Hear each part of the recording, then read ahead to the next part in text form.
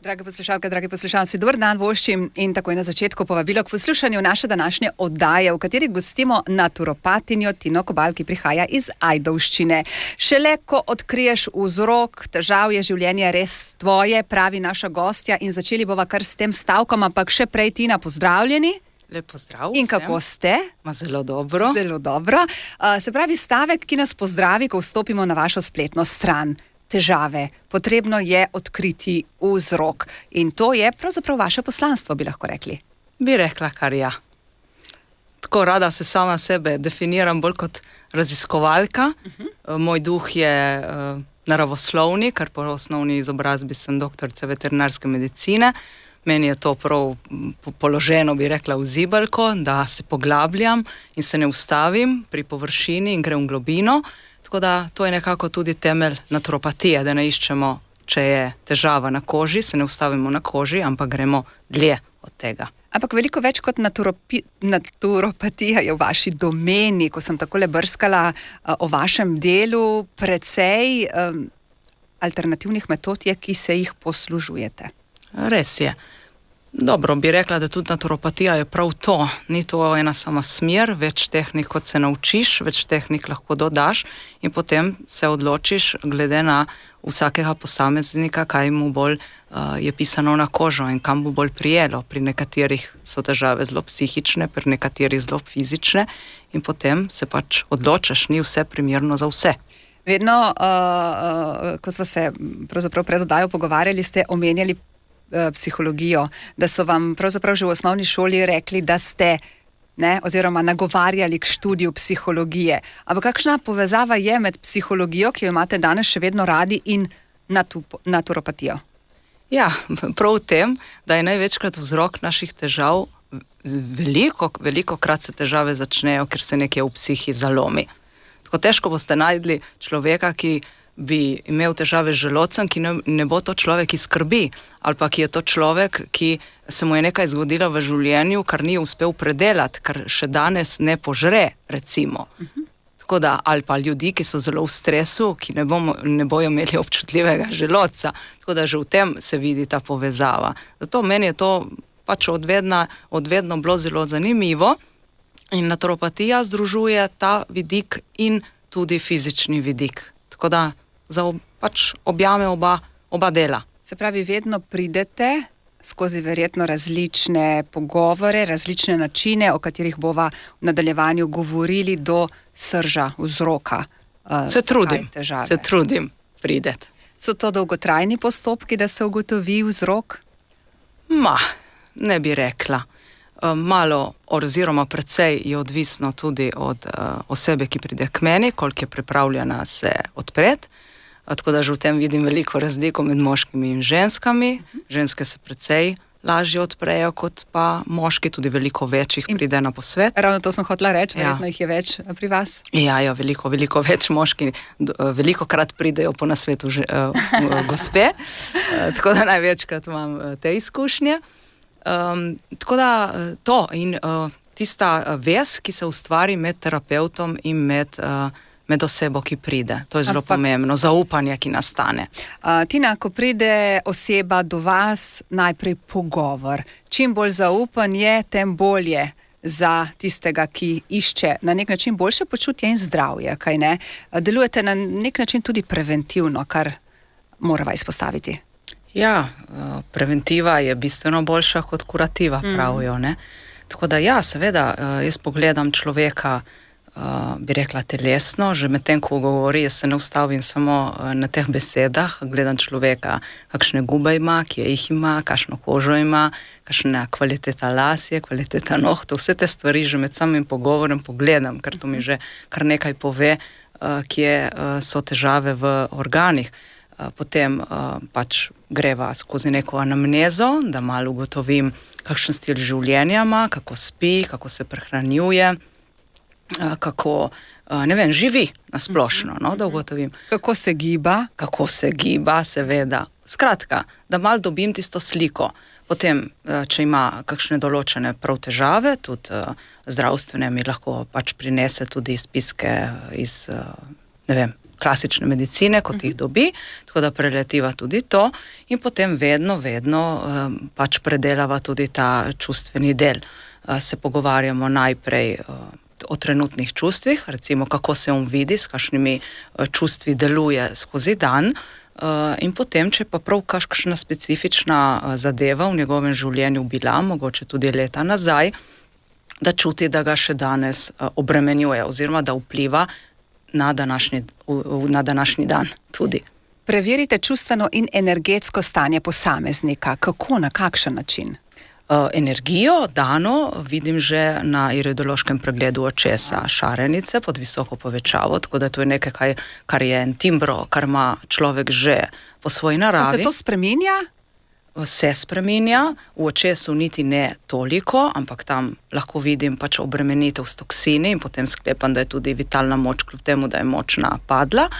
Trenutno vitalno moč pa predvsem ugotavljam z kineziološkimi testi, tako da tam pogledam stanje ledvic, ki je naša, bi rekla, vitalna moč, in stanje predvsem nadledvične žleze. Tam ugotovim, ali je preveč stresnih hormonov, adrenalina, noradrenalina, kortizola, takrat sklepam, da je človek v preveč ekscitiranem stanju, ali pa je teh hormonov premalo in takrat bi rekli, da je človek že mu padla moč in je nekje izgorel, bi rekli. In kaj potem nasveti, predvsem kar se prehrane tiče, če vzamemo naturopatijo, ali je veliko dodatkov, ki jih priporočate? Ja, brez tega bi rekla, žal ne gre, ker prav bistvo naturopatije, če se skoncentriramo v tisto osnovo, je prav popravljanje teh neravnovesij. Jaz v glavnem delujem z oligoelementi, pa z gemoderivati. Oligoelementi so minerali, ki aktivirajo notranje encimske reakcije, gemoderivati delujejo na zunaj celični prostor, tako da s tem skušam popravljati ta neravnovesja, ki so bodisi že prirojena, bodisi pridobljena. Če imamo nekaj prirojeno, potem predvidevam, ne moremo tega spremeniti. Lahko zelo okrepimo. Kakor sem rekla, ne? Mi imamo seveda eni zelo dobre danosti in aleluja tem, bi rekla, nekateri pa malo manj, ampak ne moreš reči, da nekdo, ki je malo slabše prišel na ta svet, da dostikrat bi rekla, da je ravno obratno, da prav tisti, ki mogoče so malo šibkejši, bolj začutijo težave. In bolj skrbijo potem zase? Tako, medtem ko močni stroji pa grejo do konca in se tudi radi zlomijo in zgorijo. Prihajajo ljudje k vam od vse povsod? Ja, kar. Otroci in starejši? Otroci in starejši, ja. Katere težave se danes najpogosteje pojavljajo? Prav, kar sem rekla prej, bi rekla prav ta izgorelost, da je zelo, zelo pogosta. Porast, bi rekla, avtoimunih obolenj, ki ta niti niso. Mislim, uradna medicina jih tako klasificira. Bi rekla, alternativa ne pozna avtoimunih obolenj, ampak gre za neka ošribelost imunskega sistema, ki je preveč vzdražen. V glavnem to zbolevajo ljudje, ki spadajo pod alergijsko diatezo, ki imajo prekomerno delujoč, zelo reaktiven imunski sistem, ki rad gre v te močna vnetja. Tako da tega je največ. Avtoimunih, težavi s črevesjem, ker so črevesje je kot naši drugi možgani in seveda s vsem tem stresom se to zelo v prebavila zrcali. Hlad v telesu je naslednja tema, ki se lotevamo. Kaj nam ta sporoča? Mraz v nas vleče dol. Imamo težke noge, imamo belo oblogo na jeziku, nimamo volje, smo brez energije. Z mrazom si ga naberemo že po zimi, ko se ne grejemo. In to je naša tipična hrana, ko se po zimi uživa sendviče, ko se pije hladne pijače, ko je zunaj mraz, se moramo greti. Je potrebno jesti enolončnice, je potrebno jesti fižol, je potrebno tudi pojesti kaj več mesa. Se pravi, po zimi delamo za pomlad. Tako. In kasneje poletje. Jaz imam občutek, da letos se ne toliko govori o spomladanski utrujenosti. Kaj pa vi? Ja, jaz ne vem, če bi niti rekla te spomladanske utrujenosti, ker vsak ta drugi in še en vmes, ko pride k meni, reče, da je utrujen. Tako da iz svojega dela ne vem, če bi lahko to ločila. Zakaj toliko utrujenosti? Spet, če se vračamo k temu stilu življenja, meni se zdi, da ta najbolj škriplje pri ljudeh. Ampak kaj narediti, da temu ne bo tako? Kakšen nasvet bi nam dali? Da se ukvarjamo s prehrano, da ne jemljemo to kot nekaj samoumevnega, da ne jemo hitrih obrokov. Se pravi, hrana ni samo uživanje zato, da smo siti in nesitni. Tako ni. Daleč od tega, da bi bilo tako, je treba imeti neke ure, nekret. Aha, ure so pomembne. Ja, ure so pomembne, ne moramo kar ob vseh urah med kosilem in večerjo in to postati kočirja, recimo, mešanica med kosilem in večerjo in je zajtrke v poznih urah, tako da že ure so važne, kaj bomo zaužili, kakšna količina tega bo, ni vseeno, ali je to zajtrk, ali je to kosilo, ali je to večerja.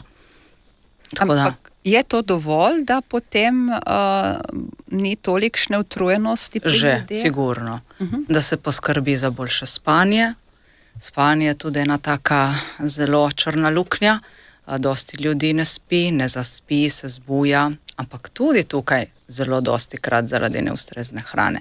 So jetra preobremenjena, pride do zbujanja sredi noči. Ampak kaj pa starejši, naprimer, kaj rečejo, ne spim več, spim samo 5 ur, 6, niti ne na noč. Kaj boste rekli, je to normalno? Tudi starejši ne jedo pravilno zvečer, tako da niso nič izvzeti iz te... Potrebujem manj spanja kot nekoč. Ja. Spijo doskrat pol čez dan, imajo to bioritmiko malo napačno, grejo čez dan, pol zvečer se jim ne spi. In po se to vse obrne. To moraš pač neko disciplino moraš imeti glede spanja. Ampak kako jo ohranjati? Z voljo. Z voljo. V tem hitrem tempu nas spodnese, ne? Kaj kmalu ugotovimo, da smo preskočili obrok. Ja, lahko se zgodi, ampak si tega ne smemo dovoliti prepogosto, če hočemo biti zdravi in se počutiti v redu. Na žalost je tako. Prejle sva govorili o hladu v telesu, pa sva potem zaobšli. A lahko človek sam ugotovi, kje čuti hlad? Ja in ne, zato ker ta hlad je lahko absoluten, lahko je relativen. Ti imaš lahko v centru telesa bistveno preveliko vročino, recimo, in zaradi tega imaš hladne roke in noge. To bi rekla kot relativen hlad. Tako da bi malo težko, ker mi, ki se to učimo, porabimo veliko let, veliko študija je za tem, da ugotavljaš ta neravnovesja. Tako da ne moreš sam reči, mi je stalno hladno in da bi to kar bilo nekako dovolj. No. Če bi morali dati en sam napotek, ta hip poslušalkam in poslušalcem, ki naj poslušajo, kaj bi rekli? A glede hlada? Na splošno glede, bom rekla, morda tudi utrujenosti, boljšega počutja, preventive, kurative. Kaj je tisto, kar mogoče vi v svoji, rekla bom, ordinaciji, pri svojih strankah največkrat izpostavite? Ja, odvisno kako me vprašate, kaj je meni bolj pri srcu, kam jaz bolj težim. Jaz se vedno bolj nagibam k ugotavljanju čustev. Trenutne situacije psihološke, ki jo ljudje imajo in tam želim najbolj delovati s pomočjo Bachove cvetne terapije. Tako da jaz bi rekla, da je ta utrujenost dostikrat zelo psihološka, ko imajo ljudje razočaranja v življenju, to zelo utruja, ko ni te vedrine, sproščenosti, ko je preveč zaskrbljenosti. Tako da bi rekla, da je tisti ta glaven vzrok, ampak to mogoče iz mojega bistva, kako jaz razmišljam in funkcioniram. Vsekakor se pa samo že z načinom prehrane in s temi stvarmi, ki smo prej rekli, zelo da okrepiti in dvigniti ta energetski nivo. Mi dve sva že na nek način telovadili, Tina, bi lahko rekli zdajle med glasbo. Kineziološki test ste mi delali in s tem na nek način ugotavljali tudi vitalno energijo. Se pravi, na ta način s pomočjo mišičnega testa se izve marsikaj. Ja, to je aplikativna kineziologija, ki jo redno uporabljam, poleg pregleda očesa, grem še potem trenutno stanje pri osebi potestirati s kineziološkimi testi. To je veda, ki nekako govori o tem, da je energetsko stanje določene mišice povezano z močjo tiste mišice. Tako da lahko potem ob šibkosti te mišice lahko sklepamo, da nekje ta organ šibi. Ne moramo pa vedeti, ali zaradi nekega čustvenega, energetskega stanja ali fizičnega stanja. Tako da, no, zdaj sva. Se pravi, za posamezni organ obstaja točno določen način preverjanja. Tako. Se pravi, zdaj govoriva, ne vem, ledvice, jetra, pljuče. Ja. In na osnovi teh analiz potem...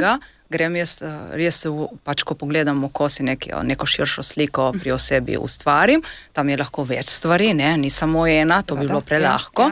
In potem naredim še teste, da vidim, kaj mi pa, ker oko kaže predispozicije, širši, daljši čas, recimo nekega nabiranja ali toksinov ali slabe energije. Medtem ko mišični test mi pa bolj pokaže prav tisto trenutno stanje, ki je sedaj oseba šibka. Se pravi, danes, ni rečeno pa, da tudi jutri. Da bo drugič, recimo, greva tako. Če je danes, ko pride na pregled, energija v enem organu zelo slaba, mi delamo na tistem organu s hrano, z dodatki, drugič bo telo pokazalo, kateri organ je potrebno naprej okrepiti, bo tista mišica, ko je prvikrat bila šibka, bo sedaj močna in se mi bo odprla pot naprej, kam rabi nego sedaj človek. Kako pomembno oziroma kako zgovoren podatek je, kakšen tip človeka smo, se pravi jetrni, ledvični, srčni, ne vem, 5 jih poznamo, kaj ne? 5. Tudi to igra kakšno vlogo pri teh energijah? Seveda, določena konstitucija bo vedno nekje škripnila pri podobnih zadevah. Ni rečeno, da mi sami kot recimo posamezniki blazno vemo te konstitucije. Sama delam 4, kot jih je že Hipokrat poznal, se pravi melanholiki, flegmatiki, koleriki in sangviniki. Če se človek prehranjuje uravnoteženo, če človek uživa različna žita, različno zelenjavo, ene grejejo, ene hladijo, in imajo kisel okus, ene grenk, in da to zelo recimo kolobari in upošteva, kdaj je zima in da po zimi se moramo greti in poleti bolj hladiti, nekje človek ostaja v ravnovesju in ni potrebno potem strogo iti samo v eno smer, da se to ravnovesje popravi. Ko date na svet, ko poveste, s čim in kako se prehranjevati, kako pomembno se tega držati, bom rekla, ne vem, 95-100%. Kako velike so pregrehe potem pri doseganju končnega cilja, rezultata, ki si ga želimo? Jaz že takoj rečem ljudem, da ni potrebno 100%, ker to ni življenjsko. Meni je bolj ljub ta princip, da gremo postopoma in da se tega dokončno držimo. Če greš ti v zelo strog režim, to zgleda kot neka dieta. Temu pa bi se rada izognila. Moj namen je ljudi preusmeriti v nek zdrav življenjski slog, da se bojo sami znali obvladovati in šele ko kakšna težavica malo večja pride, si lahko s pomočjo naturopatije, s pomočjo zelišč in ti oligoelementi in druge stvari, recimo, ki jih strokovnjak pozna, lahko lažje prideš iz tiste težavice ven. Ampak bistvo pa je, da kar ti lahko narediš, to delaš in to ne gre tako fašistično, ampak bolj... Ste blagi. Ja, blagi. Tak je moj princip. Jaz mislim, da se tako daleč pride. A tudi vi tako živite? Predvidevam, da ja. Ja. Jaz se s to strogostjo do sebe mislim, da prinese več slabega kot dobrega. Moram reči, da sem v začetku svoje poti poskusila tudi to, ampak meni se ni obrestovalo. Tako da sem potem našla ta mehkejši, bolj blag način, in mi je v redu tak in takega podajam potem tudi strankam naprej. Veliko imamo še povedati. Tina Kobal, zakladnica znanja, bi lahko rekli, od naturopatije k medicini in to kitajski. Kakšna povezava je med eno in drugo? pravzaprav vi ju na nek način pri zdravljenju in pomoči vsem, ki vas obiščejo, uporabljate izmenjaje oziroma ena dopolnjuje drugo, kaj ne? Ja, zato ker kitajska medicina išče ravnovesje. Išče ravnovesje med inom in jangom, med hladom in mrazom, med ženskim in moškim principom, bi rekli, med energijo v glavi, ki je bolj moška, in med energijo v notranjih organih, v maternici, ki je bolj ženski princip, bolj intuicija. Tako da to bi rekla, da je bistvo življenja. Mi nismo v redu takrat, kadar smo v preveč akciji, nismo v redu takrat, kadar smo pasivni. Se pravi, lih ena tista pot nekje vmes. Kako najti? Vsakem dnevnim delom, kot sem že rekla. Ja. Ne gre drugače. Tako da to se sklada tudi z principi naturopatije, ker naturopatija v bistvu življenje z naravo. Spravi, če je narava ravnovesje, če kitajska medicina išče ravnovesje, potem bi jaz rekla, da je to kar vse eno. Pravite in govorite tudi o poglabljanju povezave duša-telo. Ja. Zakaj je to tako pomembno? Zato, ker vse izhaja tam, bi rekla. Vsaj tako, kot jaz ugotavljam, največkrat, so tisti psihične stvari, tiste, ki so zelo, zelo pomembne in jih ne moreš pri krepitvi posameznika zaobiti. Tako, da bi sam se usmerjal na telo. Mora človek nekje dobiti pomoč tudi na tej ravni. Tako da se tukaj... Pa so ljudje odprti za to? Še dalje bolj, verjetno. Še dalje bolj, ja, seveda, ker ne najdejo rešitev v klasični, zdaj lih prav na teh stabilizatorjih razpoloženja, bova rekla, kar skupno besedo, biti stalno, ne bi rekla, da je to neka rešitev, Tako, pač življenje je tako, mi se nekako moramo okrepiti, ojačati, da ga v najboljši verziji sebe preživimo. In to bi mogli sami s sabo, če že s pomočjo narave, ne s pomočjo recimo toksičnih zdravil, ki vedno pustijo tudi posledice. In zato vedno znova poudarjate in dajete močan poudarek preventivi, krepitvi šibkih točk telesa ter naravnemu načinu zdravljenja, še preden pride do bolezni. Ampak verjetno je tako, da če nekdo nima težav, ne bo prišel na vaša vrata potrkati in rekel, kaj moram delati, da ne bom pač zbolel. Verjetno je takih primerov, predvidevam, malo. Ja, kdo pa nima, kakšne težavice. Zdaj je važno, kakšna težava mora biti, da začneš razmišljati, da bi se kaj pač pogledal. Zdaj, iridološki pregled že tako nam pokaže, kje imamo ker iridologija pokaže, kje imaš ti šibkosti prav v organih, in slejko prej se bo verjetno, če ne drugega starostjo, ko bo padla vitalna moč, ravno tam pokazale težave. Tako da že tam in vidimo pač na iridološkem pregledu, glede na barvo madežev v očesu, vidimo, kateri organi so obremenjeni s toksini in katere druge organe grejo ti toksini obremenjevati. Danes smo verjetno vsi zelo obremenjeni s toksini, drži? Zelo, seveda, ker je že ozračje tako, hrana taka, tako da... Je smiselno poskrbeti za čiščenje toksinov? Seveda, ob menjavi letnih časov to nikoli nobenemu ne škodi. Zelišča so delajo v skladi z našim telesom, ti ne škodijo, nikakor ne morejo škoditi. Tako da kar dobrodošlo takšno početje. Tujina masaža, sem prav rekla? Ja, pravilno.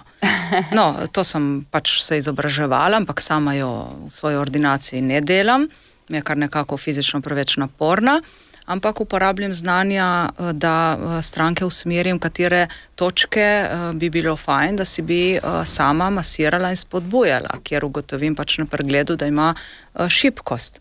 Tako da bolj, ali pa v svojih terapijah, ker imam tudi poleg svetovanj, upravljam tudi en tak miks ene terapije, kot sem si jo sestavila sama, in tam recimo tudi ta znanja uporabim, da potem sproščam določene točke s pomočjo Ventus. Zdaj vam bom postavila eno nehvaležno vprašanje. Kako uspešni ste pri svojem delu?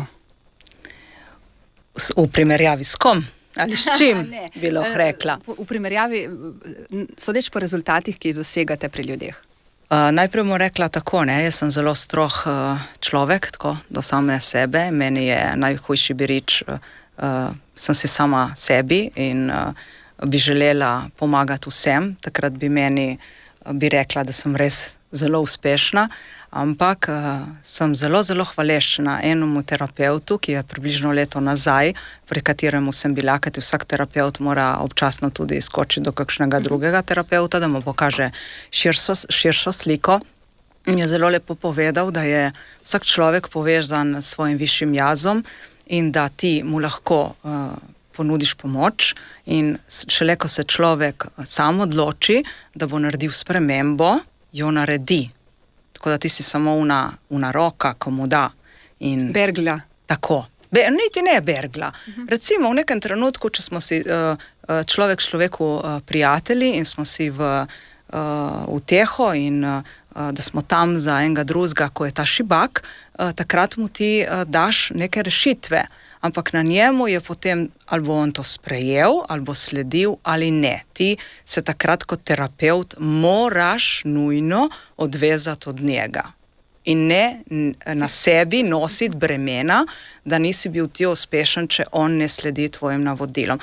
Takrat je mogoče do terapeutu malo huje, ker je že po naravi bolj empat, in ti je malo hudo, da nisi uspel, ali ga prepričati, ali ga dovolj motivirati in bi lahko bili uspehi enormni. Je pa takrat, kadar pridejo, to neko nepopisno veselje. Meni vsakič grejo pod kocine navzgor, ko pridejo ljudje, ko so zadovoljni, ko zginejo težave, ko spijo, ko jih ne bolijo več mišice, ko so bolj pozitivni, bolj razmišljajo, prijetno.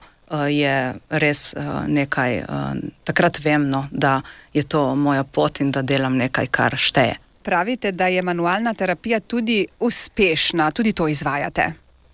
Ja, tukaj imam eno tako kombinacijo. Zelo je dobro dodati, poleg pregleda teh dodatkov, kot sem omenjala, za ustvarjanje te homeostaze v telesu in hrane. Pomagajo tudi ene take terapije, ker takrat malo lažje se vzpostavi harmonija v organih. Tako da tukaj pa kombiniram kar več stvari, refleksno masažo stopal, ampak se ne ustavim samo pri tem, uporabljam tudi kromoterapijo in pa Bachove cvetne esence, tako da tiste ključne točke, ki jih opazim pri osebi, da so najpomembnejše, povezane pa z organi, ki so težavni, jih tudi presvetlim z ustrezno svetlobo.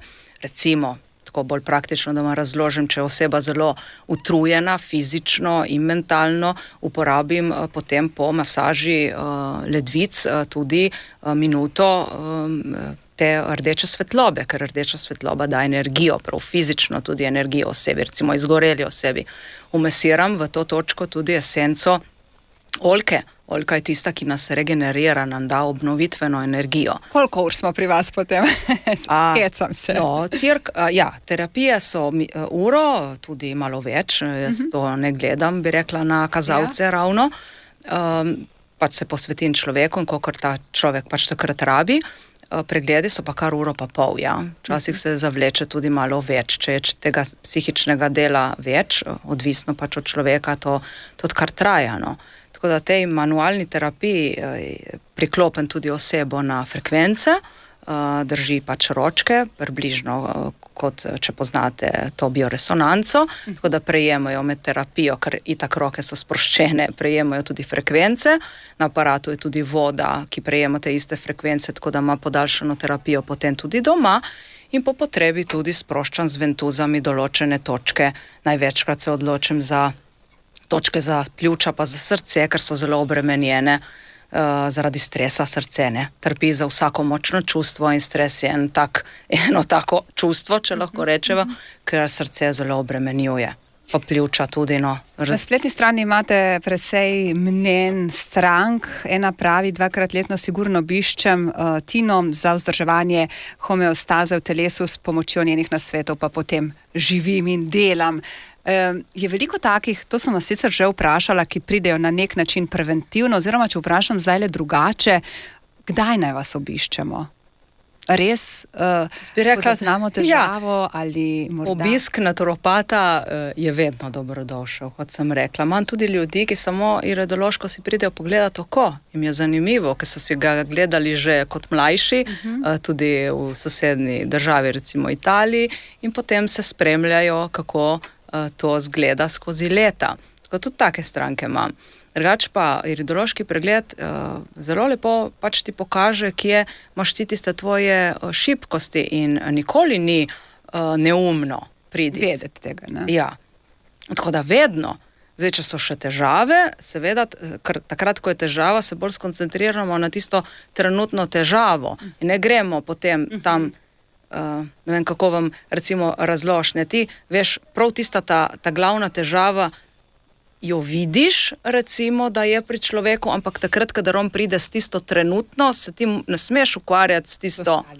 Tako je tudi pri Bachovi terapiji, ko pridejo ljudje, največkrat moram poloviti trenutna razpoloženja pri ljudeh in ne se ukvarjati recimo s travmatskimi ali pa karakternimi lastnostmi. Recimo, ne? Zato, ker je res širok pristop. Tako, ker frekvenca, kako se on počuti, je zdaj trenutno na površji in tisto bo on najprej začutil. Tisto, kar je pa še speče, mogoče niti on še pri sebi ni zaznal in težje potem pripravki do tega pridejo, rabijo čas. Vidim in slišim, da izobraževanja nikoli ni konec. Nikoli. Boste s tem nadaljevali v zadovoljstvo vseh, ki vas obiščajo? Ja, zato ker te kar posrka in te kar vodi in ne bi nikoli nehal. No, lih par dni nazaj mi je gospod rekel, je tako lepo vas je slišati, ker je videti, kako delate s srcem, s kakšnim žarom to počnete. Res je, meni je to veselje, jaz ne bi rekla, da je to zame sploh poklic, da mi je to nekaj moj hobi.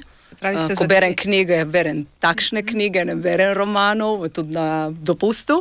In mi je to v veselje. Pravi, ste zadeli na loto? Bi rekla, ja. Skoraj, ja.